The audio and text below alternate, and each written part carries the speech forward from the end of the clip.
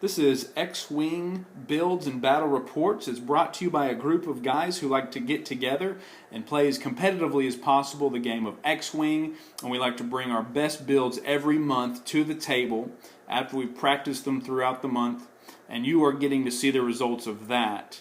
Of lots of practice, lots of thought are put into these. We take them to the table, and only the best wins.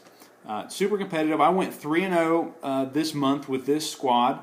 I had 2 B-Wings and 2 A-Wings. It was tons of fun to play. Lots of maneuverability, lots of firepower. Great surprises all packed into this little 4 squad that I have here. So we'll start out with the B-Wings. I brought the blues. The whole squad is called Jake Sings the Blues. So we have the 2 Bs, Pilot Skill 2, Attack 3, Agility 1, Hull 3, and Shield 5. And I paired those up there with advanced sensors. Basically, advanced sensors, it says immediately before you reveal your maneuver, you may perform 1 free action, which is great with B-Wings. So those each come in at 25 apiece. So total I have 50 points invested in the B-Wings. Then I also brought a green Squadron pilot, an A-Wing, Pilot Skill 3, Attack 2, Agility 3, Hull 2, and Shield 2. Tons of stuff I can do with A-Wings. Look at all those actions. Lots of different options and choices.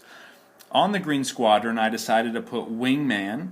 Wingman is a card that lets you, at the start of the combat phase, remove 1 stress token from another friendly ship at range 1. And then I also put Push the Limit on him. And it says once per round after you perform an action, you may perform 1 free action shown in your action bar, and then you get a stress. Are you kind of seeing some stuff happening here? And finally, I brought Jake Farrell. This is the first time I ever flew Jake, and he was absolutely a blast to fly. His pilot ability says after you perform a focus action or are assigned a focus token, you may perform a free boost or barrel roll action. So cool, especially when you throw on Outmaneuver. When attacking a ship inside your firing arc, if you are not inside that ship's firing arc, reduce its agility value by 1. And then the magic card, Push the Limit. Once per round after you perform an action, you may perform 1 free action shown in your action bar. So it's a great combo that we have going on here, and everything works together surprisingly well. Now, just before I go on, of course I have the A-Wing test pilot. Basically lets you add an elite pilot skill for free, and then the Chardaan Refit, it basically just makes the A-Wings cheaper. Now, I was actually thinking about throwing proton rockets on an A-Wing. I was going to run 2 green Squadron pilots and put some protons and push the limit on them, which would have brought everything to 25 points even. So there's a 100-point squad. The problem that I started getting a little nervous. Now, this is neat before I talk anything else. It works perfectly with A-Wings because you get to throw additional dice that's equal to your agility. So not only do you throw 2 dice, you get 3 extra dice for a total of, you're throwing 5 dice, and you can have a target lock. I was planning on using Push the Limit, you get a target lock and a focus, and just go to town with those rockets. I don't feel like I could have got there with my Pilot Skill 3. I got a little nervous about that. Now, here's the gist of what the kind of the synergy and the strategy is behind this squad. So the B-Wings, I basically just want to mess things up with those. I pushed them straight up the middle every single time. Everyone took the bait. They ignored the A-Wings, focused on the B-Wings, because they didn't want to have to deal with them later. And the nice thing about advanced sensors is that I can K-turn, I can hard bank any red maneuver I want. I go ahead and take my barrel roll or focus or target lock, do the stress. Before I receive the stress, of course, I have the free action, and then get the stress. It makes them very unpredictable, especially if you have a tendency to run into things. Advanced sensors are your friends. And if you can avoid running into things, advanced sensors are the greatest thing for B-Wings. So it makes them super agile.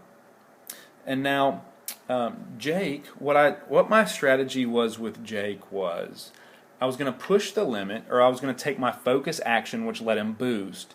So I have a focus and a boost, and then I could push the limit and take one more action, be it a target lock or a barrel roll, making him incredibly easy to get outside of the enemy's fire arc and keeping them in our fire arc, which of course Outmaneuver pops in.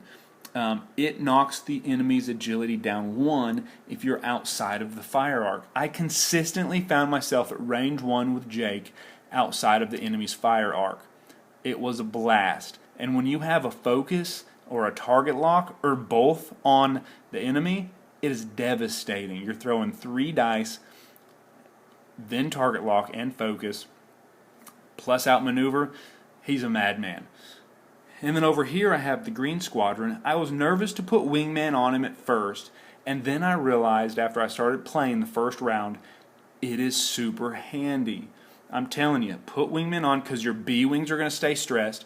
Your Jake's going to stay stressed. Everyone's stressed a lot in this build. You're going to love to take those stress tokens away with Wingman. It leaves things unpredictable because you can do a K-turn and then another K-turn with the B-Wing the next round because of Wingman. It's a great combination. This rolls in at 100 points. Basically what you're trying to do is, here's your flankers. You keep the B-Wings in the middle. I just ran them straight up the middle every single time. They got about mid-map, K-turn and start coming back, and everyone was in their fire arcs consistently. No one cared about the A-Wings, so all of a sudden I start clogging stuff up with the B-Wings, the A-Wings here, and then they zip around and start hitting from the sides and behind. It was a beautiful thing every single time it happened. Now, a few things that I like to do is ideal setups. And then I also like to know my first 2 moves, because normally by the 3rd move you're going to engage. So how I set these guys up, since I normally have with the 2s and the 3s the lowest pilot skill on the board, I had to go ahead and just guess where things were going to be. Normally you have the closest asteroid that's going to be to you, and the farthest over to the side is this guy here. And then you also have one over there. If they set it up, they're going to set them up at range 2 and range 2. So those, you can usually put those down and say, okay, I have to get around those if I want to flank the A-Wings up the side. No problem. Basically what I did was I measured with a range ruler from the corner all the way over 3 and put the lowest pilot skill of the A-Wing on the side that I wanted to streak up. So for this instance, I wanted to streak up the left side. So I put the A-Wing, the lowest pilot skill A-Wing right there. Now the B-Wings are going to go first. And basically what I did every single time, just consistently, I would move them up 3. And then with the A-Wings, if you 2 hard bank, and this works for both of them, and then I go ahead and boost, so he ends up about there. See how he's looping around that, and Jake's going to do the same thing, except he's going to hug it just a little bit tighter. So then you come, and your next turn comes up. Go ahead and hard bank again, and this is where it gets cool.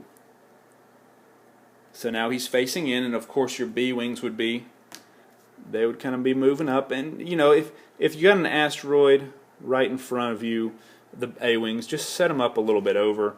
The B-Wings don't necessarily matter, so instead of being right in front of the A-Wings, just make sure they have a fairly straight path. You can maneuver. I like to not even avoid it. Asteroids do me in every single time.